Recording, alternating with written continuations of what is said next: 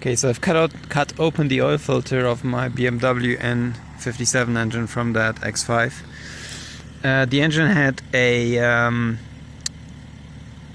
spun rod bearing 24,000 miles ago, which was completely rebuilt, put a new crankshaft in there, all the bearings new, and yeah, the engine now has 159,000 miles on it. This oil filter was in there for 6,000 miles. So I cut it open and let it dry out a bit to see if there's any glitter in it, and there's some stuff that you can see. I assume this is kind of in a normal range. There's a few small pieces, like there's another one. There's something. Maybe this is a very small piece there.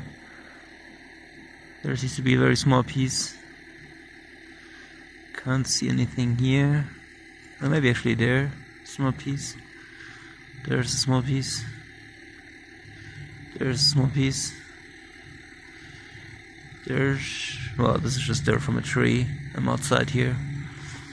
There's a bit of a larger piece. There's a bit of a larger piece. There's something. There's something. There's a small one. So is it there? Oh, there it is. There actually.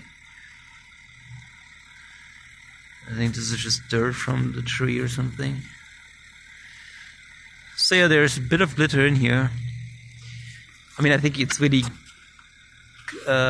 we've probably seen all of it now, given I rolled it out and dried it out. Oh, there's another one. So I don't know whether this is normal. Engine is driving fine.